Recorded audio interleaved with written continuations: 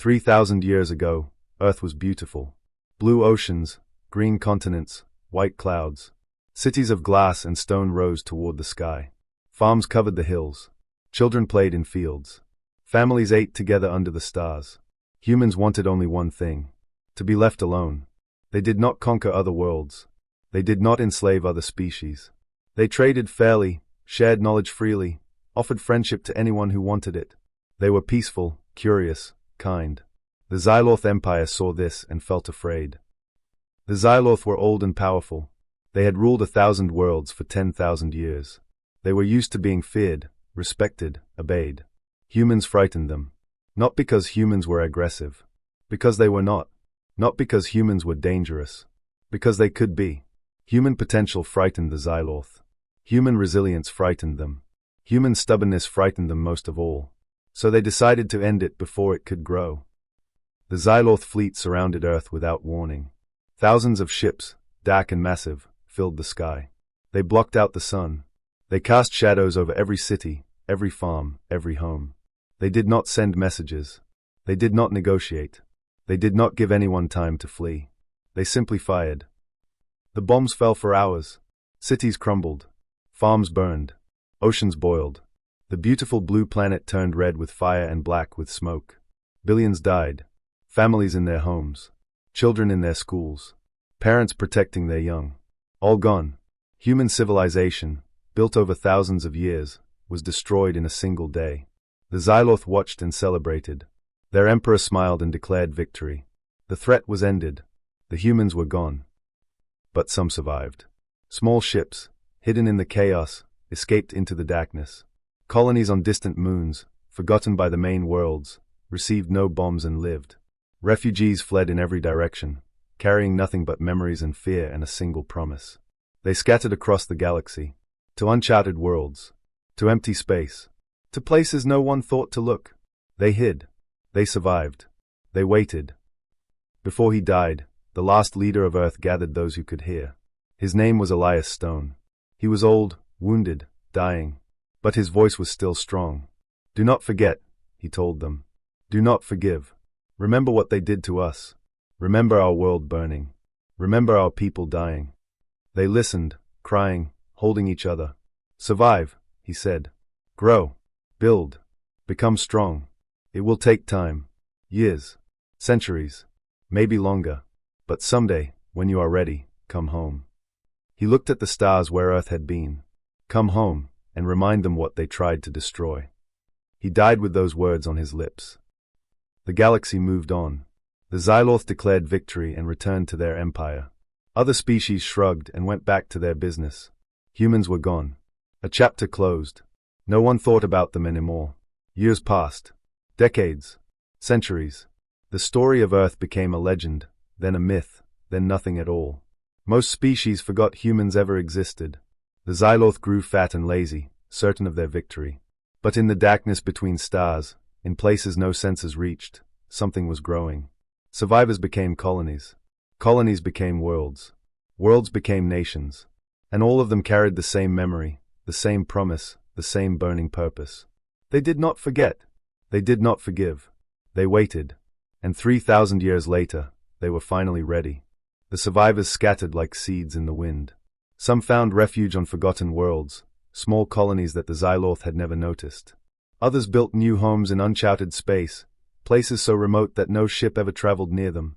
A few simply kept moving, never staying in one place too long, always watching for danger. They were few at first, thousands where there had been billions. But they survived. And they remembered. Every night, parents told their children the story. The blue planet, beautiful and peaceful. The fires falling from the sky. The billions who died. The promise made by a dying leader as Earth burned behind him. "We will return," parents said. "Someday, when we are ready, we will go home." Children listened with wide eyes. They asked questions. How long will it take? How will we know when we are ready? Parents had no answers. They only knew they had to prepare. In secret, in darkness, humans began to build. Not ships for survival. They had those. Not ships for exploration. They had those too. They built ships for war. They studied every species they encountered. They learned their technologies, their tactics, their weaknesses. They adapted what worked and improved what did not. They built better, faster, stronger than anyone had ever built before. Generation after generation, they built. The Xyloth never noticed. Their sensors did not reach the places where humans hid. Their ships never traveled the empty space where human colonies grew. They were too busy celebrating their victory, too certain of their safety, too lazy to look. Centuries passed. On Earth, the fires had long since cooled. The ruins were covered in dust. The Xyloth had declared the planet dead and moved on. In the galaxy, other species forgot humans entirely. They became a legend, then a myth, then nothing at all. Children born 1,000 years after the fall had never heard the name Earth. The Xyloth Empire grew fat and lazy. Their ships grew old. Their soldiers grew soft. They had no enemies, no threats, no reason to prepare. Victory was eternal. Safety was certain. They were wrong. In the space between galaxies, where no sensors reached and no ships traveled, something was growing. Human colonies, once scattered and separate, began to unite. They built networks of communication, sharing knowledge, sharing technology, sharing purpose. They built fleets, assembling ships from 1,000 different worlds into a single mighty force. And always, they remembered. The story was told on every world, in every home, to every child. The blue planet. The fire. The promise. We will return.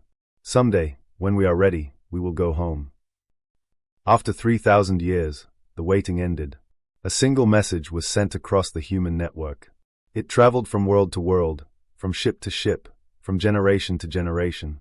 Simple words. Clear meaning. It is time. On 1,000 hidden worlds, humans stopped what they were doing and looked toward the stars. They had waited long enough. They had prepared long enough. They had remembered long enough. Now they would act. Ships began to move. Fleets began to gather. The long journey home was about to begin. And somewhere in the galaxy, the Xyloth Empire slept on, unaware of what was coming. The message spread across the darkness. It is time. From 1,000 hidden worlds, ships began to move. Small at first, scouts and messengers, carrying the word to those who had not heard. Then larger ships, cruisers and carriers, rising from hidden shipyards. Then the great warships, built over centuries, designed for this moment alone. They came from behind moons where no one thought to look. From inside asteroids that had seemed empty. From the void between stars where sensors never reached. They came in ones and twos, then in dozens, then in hundreds, then in thousands. In the emptiness between galaxies, they gathered. The fleet grew until it filled the darkness. Ships of every size, every design, every purpose. Ships built by colonies that had never seen each other, never spoken, yet built the same way with the same purpose. They formed lines, squadrons, divisions. They became a single mighty force. And at its center, the flagship. It was the largest ship ever built by human hands. Named, simply, **** Remembrance ****. It carried the hopes and memories of 3,000 years. It carried the descendants of those who had fled while Earth burned. On its bridge stood Admiral Elias Stone. He was old. Very old. 300 years of life had turned his hair white and lined his face with wrinkles. He walked with a slight stoop, and his hands trembled slightly. But his eyes burned with a fire that had not dimmed in all those years. He was a descendant of the original Elias Stone, the leader who had died as Earth fell. The name had been passed down through generations, along with the story and the promise. Now he stood before the greatest fleet humanity had ever assembled, and he prepared to speak. The communication systems activated. His face appeared on every ship, every screen, every station in the fleet. "My children," he began. His voice was old but strong. It carried across the void, touching every human heart. 3,000 years ago, our ancestors fled while our home burned. They escaped in small ships, carrying nothing but memories and a promise. They scattered to the darkness, hid in forgotten places, survived against all odds. He paused. The galaxy watched them burn. The galaxy did nothing. The Xyloth celebrated and grew fat on our ashes. They thought we were gone forever. They thought we would never return. His voice hardened. They were wrong. A murmur ran through the fleet. Thousands of ships, millions of humans, all listening, all feeling the same fire. We are here. We remember. Every generation told the story. Every child learned the promise. We have not forgotten. We have not forgiven. He looked out at the fleet, at the ships that had come from 1,000 worlds, at the descendants of those who had survived. Now the waiting is over. Now we go home. He raised his hand. The fleet will depart. We will cross the void between galaxies. We will return to the world of our ancestors. We will find those who destroyed our home and remind them of what they tried to erase. His voice rang out, clear and strong. We go not as conquerors. We go as avengers. We go as the children of Earth, returning to claim what was taken from us. The fleet began to move. Thousands of ships, millions of humans, all turning together toward the galaxy. Toward the world that was once Earth. Toward the enemies who had forgotten them. Admiral Stone watched from the bridge of the remembrance as the stars began to shift. The long journey had begun. An officer approached. Admiral, it will take months to reach the galaxy. Years, perhaps. Stone nodded. I know. We have waited 3,000 years. We can wait a little longer. He looked at the stars ahead. Let them sleep. Let them grow fat and lazy. Let them forget. We will arrive when they least expect it. He smiled. A cold, determined smile. And then they will remember. The Xyloth Empire noticed nothing. Their sensors scanned empty space and found nothing. Their patrol ships traveled regular routes and saw nothing unusual. Their generals reviewed reports and approved routine actions. Their emperor sat on his throne and enjoyed his power. 3,000 years of peace had made them comfortable. 3,000 years of victory had made them lazy. They had no enemies, no threats, no reason to watch the darkness. So they did not see what was coming. A patrol ship drifted at the edge of Xyloth space. Its crew was bored. The same route, the same scans, the same nothing, day after day. They played games, told stories, slept at their stations. Then the sensor officer screamed, "Captain, look at this." The captain ran to the sensor station. On the screen, data was flowing. Impossible data. Readings that made no sense. "What is it?" the captain asked. The sensor officer pointed with a shaking hand. "Ships, Captain. Thousands of them. Tens of thousands. Heading directly toward us." The captain stared. "From where?" "There is nothing in that direction. No worlds, no colonies, nothing." "I know, Captain. But they are there. And they are coming." The message went out on channels. Unknown fleet approaching. Thousands of ships. Repeat, thousands of ships. Request immediate assistance. No one believed it at first. The sensor readings must be wrong. A malfunction. A trick of the instruments. Then other patrol ships began reporting the same thing. Ships. Thousands of them. Coming from the void between galaxies. Coming from where nothing should exist. The Xyloth Empire stirred from its sleep. The Emperor was awakened in the middle of the night. His advisors stood around his bed, their faces pale, their hands shaking. They spoke in whispers, as if afraid to say the words aloud. "Emperor, you must come. There is news. Terrible news." The Emperor rose, annoyed. What could possibly be so important? The Empire is at peace. We have no enemies. The advisors looked at each other. Finally, one spoke. "Humans, Emperor. They have returned. They are coming." The Emperor laughed. "Humans? That is impossible. Humans are extinct. We destroyed them 3,000 years ago. Their world burned. Their people died. There is nothing left." He waved his hand dismissively. "Some other species. A mistaken reading. Send more ships to investigate." The advisors did not move. "Emperor," one said quietly, "we have images. We have confirmed readings. They are human ships. They carry human symbols. And there are thousands of them." The Emperor's laughter faded. They led him to the command center. On the main screen, the image appeared. Ships. Thousands of ships. Tens of thousands. Stretching across space, filling the darkness, heading directly toward Xyloth space. And on every hull, the same symbol. A blue planet. Earth. Remembered and honored after 3,000 years. The Emperor stared. His mouth opened. No words came. "It cannot be," he whispered. "We destroyed them. We killed them all. How can they be here?" No one had answers. Then a transmission came through on all channels. A human face appeared on every screen. Old, white-haired, with eyes that burned like fire. His voice was calm and cold. "I am Admiral Elias Stone of the Earth Fleet." The Emperor felt his blood run cold. "We are the children of Earth. We have been gone for 3,000 years. We have hidden in the darkness. We have survived against all odds. We have grown strong while you grew lazy. The admiral paused. But we have not forgotten. We have not forgiven. We have remembered every face, every name, every life lost when our world burned. His eyes seemed to look directly at the Emperor. And now, we have come home. The transmission ended. The Emperor stood frozen, staring at the screen, at the impossible fleet, at the descendants of those he had tried to destroy. The galaxy thought humans were gone forever. They were wrong. The human fleet surrounded the Xyloth home world. Thousands of ships. Millions of humans. 3,000 years of waiting, building, preparing. All of it leading to this moment. Admiral Stone's voice came through on every channel. Xyloth Empire, you have one chance. Surrender your leaders. Acknowledge what you did to Earth. Submit to justice. Do this, and we will go no further. He paused. Refuse, and you will face the full force of everything we have built. The Xyloth Emperor sat on his throne, surrounded by terrified advisors. He remembered the stories his ancestors had told. The day Earth burned. The laughter. The celebration. The certainty that humans were gone forever. Now those humans were at his door. He could surrender. He could admit what his ancestors had done. He could face justice. But he was proud. And foolish. And blind. He laughed. You are nothing but refugees, he shouted at the screen. Survivors hiding in the darkness. You cannot defeat us. We are the Xyloth Empire. We have ruled for 10,000 years. His laughter echoed across the bridge.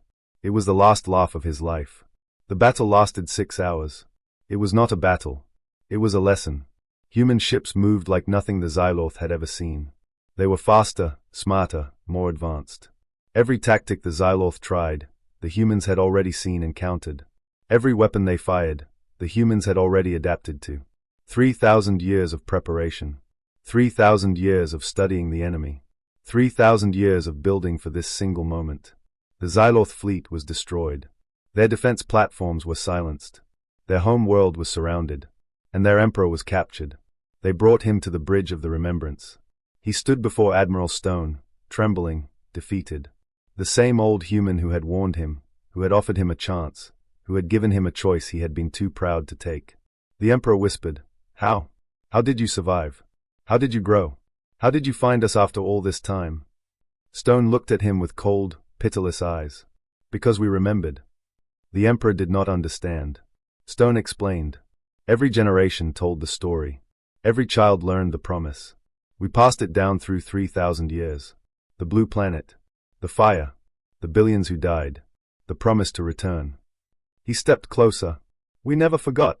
We never forgave. And we never stopped preparing. While you grew fat and lazy, we built. While you celebrated victory, we planned. While you forgot we existed, we remembered everything. The Emperor fell to his knees. Please, he whispered. Mercy. Stone looked at him for a long moment. You showed no mercy to Earth. You gave no warning, no chance, no choice. Why should we do any differently? The Emperor had no answer. Justice was done. The Xyloth leaders were tried for their crimes. The Empire was dismantled. The worlds they had conquered were freed. The galaxy watched and remembered. But humans did not become what the Xyloth had been. They did not conquer. They did not enslave. They did not celebrate destruction. They went home. Years passed. On a new world, near the place where Earth had once been, humans began to build again. Not the same world, that was still ash and ruin. A new world. A new home. They called it Nova Terra. Humans came from 1,000 colonies, from 1,000 hidden worlds, from 1,000 years of waiting. They built cities and farms and schools. They raised families and told stories and remembered. In the center of the capital city, they built a statue. The statue showed a family fleeing. A mother and father, holding children, looking back over their shoulders at a world burning behind them. Fear on their faces. Tears in their eyes. But also something else. Determination. Beneath it, words were carved in stone. They thought we were gone forever. They were wrong. We came home. People came from all over to visit. They left flowers. They stood quietly. They told their children the story. One day, a young girl stood before the statue with her grandfather. She was maybe 7 years old, with curious eyes and a gentle heart. She looked at the family in the statue, at their frightened faces, at the burning world behind them. Grandfather, she asked, why did we come back after so long? It was 3,000 years. Why didn't we just stay where we were? Her grandfather knelt beside her. He was old, his hair white, his face lined with years. But his eyes were warm. Because home is home, child, he said softly. She frowned. But Earth was gone. Burned. Destroyed. How could we come home to nothing? He smiled. We did not come home to a place, sweetheart. We came home to an idea. To a memory. To a promise. Earth was not just a planet. It was who we were. It was where we came from. It was the beginning of everything. He looked at the statue. No matter how long you are gone, no matter how far you travel, home is always worth returning to. Because home is not just a place. It is the people who remember it. The people who love it. The people who carry it in their hearts. The girl thought about this. Then she nodded slowly. I think I understand, grandfather. He hugged her. Good. Now you will remember too. And someday, you will tell your children. And they will tell theirs. She looked at the statue one more time. At the fleeing family. At the burning world. At the words carved beneath. They thought we were gone forever, she whispered. Her grandfather smiled. But they were wrong. We came home. They stood together, looking at the statue, at the memory of Earth, at the promise kept after 3,000 years. And somewhere in the stars, the galaxy remembered too. Remembered what happened when you tried to destroy a people who would not forget. Remembered the day the children of Earth came home.